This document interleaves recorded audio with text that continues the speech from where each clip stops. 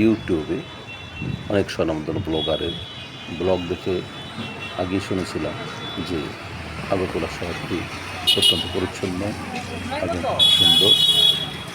আগরতলা গিয়ে সেই কথা অত্যন্ত যুক্তিকতা এবং সত্যি বলে প্রমাণিত হয়েছে। সত্যিকার অর্থে অত্যন্ত ছিমছাম এবং পরিচ্ছন্ন একটি শহর। আর এখানে প্রত্যেকটা গাড়ি ট্রাফিক আইন মেনে চলে। বড় বড় বাস খুবই কম, বেশিরভাগই অটোরিকশা, আমরা যেটা সিএনজি বলি। আর কিছু কিছু রিক্সা আছে, তবে তাদের রিক্সার মধ্যে একটা নতুনত্ব দেখলাম যে রিক্সার চালকের গা পর্যন্ত, চালকের স্থান পর্যন্ত ছাউনি দেওয়া থাকে, যাতে বৃষ্টি অথবা রৌদ্রে তাদের কষ্ট না হয়। এটা ভালো দিক। আর আগরতলাতে প্রচুর ছোট শহর হিসাবে শপিং মল অনেক আছে। যে কোনো কিছু কেনাকাটা করার জন্য অনেকে বাংলাদেশ থেকে সেখানে যেতে পারেন, বিশেষ করে যারা ঢাকা, ময়মনসিংহ এবং আগরতলার গা ঘেঁষে যেসব ডিস্ট্রিক্টগুলো আছে, যেমন ব্রাহ্মণবাড়িয়া, কুমিল্লা, হবিগঞ্জ, সিলেট, এগুলো থেকে সহজে যেতে পারে। ঢাকা থেকে অত্যন্ত অল্প পড়েছে, অল্প সময় যাওয়া যায়। এটা অবিশ্বাস্য, মাত্র 130 কিলোমিটার। ঢাকা থেকে আমরা ময়মনসিংহ শহরে আসতে আমাদের 4 ঘন্টা লাগে, আসলে ঢাকা থেকে আগরতলা যেতে লাগে 3 ঘন্টা বা 2.5 ঘন্টা, বা সর্বোচ্চ 4 ঘন্টা লাগতে পারে ইমিগ্রেশন সহকারে। অনেকেই চিকিৎসার জন্য যেতে যান, যদিও আগরতলা চিকিৎসার জন্য খুব একটা প্রসিদ্ধ নয়।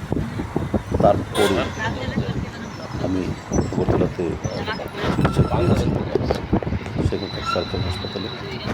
অত্যন্ত চমৎকার পরিবেশ এবং ডাক্তাররা প্রচুর সময় দিয়েছে। আর অন্য জায়গা থেকে যারা চিকিৎসা করে আসছেন, তাদের ওষুধের জন্য যারা ঢাকায় দিকে থাকেন, তারা অবশ্য ওষুধের জন্য আগরতলা যেতে পারেন। আমিও আমার অনেক ওষুধ আমি নিয়ে এসেছি। কতগুলো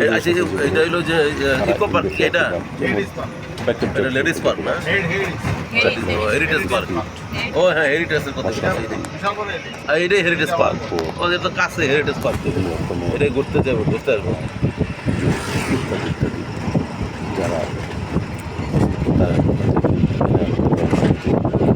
সবচেয়ে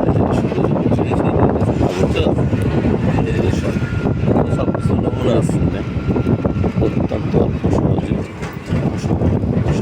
পাওয়া যায়, তেমন কোনো আমরা আসার সময় দেখলাম আমাদের কোনো ব্যাগ, শুধু স্ক্যানিং ছাড়া ব্যাগের ভিতরে কী আছে কেউ জিজ্ঞেসও করে। এটা বাংলাদেশে ব্যবহার করে, বাংলাদেশেও করে এবং ইন্ডিয়াতেও করে। আর দুপুরবেলার দিকে আমরা রওনা দিয়েছিলাম, দুপুর 2টার সময় রওনা দিয়ে 12টার মধ্যে মানুষের মধ্যে চলে। তো যারা ভ্রমণ করতে ভালোবাসেন তা আগরতলা যেতে পারেন। আর আগরতলা দিয়ে ইন্ডিয়ার প্রত্যেকটা স্টেটে যাওয়া যায়। এখানে বিমান যোগাযোগ আছে এবং ইন্ডিয়ার একটা সুবিধা হলো যেখান থেকে চড়েন না কেন, কাছে বা দূরে যেখানে বেরোতে বিমান ভাড়ার খুব একটা পার্থক্য নেই, ট্রেন ভাড়ারও খুব একটা পার্থক্য নেই। কেউ যদি স্লিপার ক্লাসে ট্রেনে যান, ক্যালকাটা থেকে যদি কেউ দিল্লিতে যান, যে ভাড়া আগরতলাতে গেলে একই ভাড়া, হয়তো 50-60 টাকা ডিফারেন্স হতে পারে। এই সুবিধার জন্য, সময় বাঁচানোর জন্য অনেকে আগরতলা বেছে নেয়। আমিও চিনি মনে করছিলাম যদি অন্য কোনো ইন্ডিয়ার স্টেটেও যাই, তাহলে আমি আগরতলা পোর্ট দিয়ে শহরে যাবো, যেহেতু এখানে ইমিগ্রেশন কোনো রকম হাসেল নাই। আমি গত বছর ক্যালকাটা গিয়েছিলাম, তো তারা রয়েছে আমি সহজে ওই পোর্ট দিয়ে আর কখনো ভারতে যাব। যেমনই মানুষের ভিড়, তেমনই সেখানকার তাদের ব্যবহার খারাপ। সত্যি কথা বলতে কি যে আগরতলার মানুষের তুলনায় কলকাতার মানুষের আচরণ খুব একটা ভালো না। আচ্ছা যাও, কলকাতার সময় আচরণ তো খারাপ, সমস্যা কিন্তু নাই। আগরতলা মানুষের আচরণ খুব ওগুলো ভালো। হাঁটি, এবং আরও ভালো দিক নাস্তার যে দোকান তো খুলে নেই। আগরতলার মানুষের সাথে আমাদের ঢাকা, ময়মনসিংহ, কুমিল্লার মানুষের কথাবার্তা খুবই মিল। বোঝারই কোনো বুদ্ধি নাই যে আমরা বাংলাদেশ থেকে আসছি, কেউ বুঝতেই পারে নাই, না বললে এরা বুঝেও না, ভাষা এত মিল। তবে নেগেটিভ সাইড একটাই আছে যে খাবার খুব একটা টেস্টি না বাংলাদেশের মতো। হয়তো আমরা ওই দেশ ওই স্টাইলে আমরা রান্না করি না, খাই অভ্যস্ত না, মোটেই ভালো লাগে না খাবার। আর খাবার একটু কস্টলি। আমরা বাংলাদেশি টাকা নিয়ে গেলে ভারতে যেই পরিমাণ টাকাটা পাই, এমনিতেই মাইনাস করে আমরা 70 টাকা পাই। তো সেই সেই সেই সেখানে যদি একটু নর্মাল খাবারও খাওয়া হয়, 150, 200, 250 টাকা বিল হয়ে যায়। মাছের দাম, মুরগির দাম, এগুলো সব 200, 300 এরকম করে।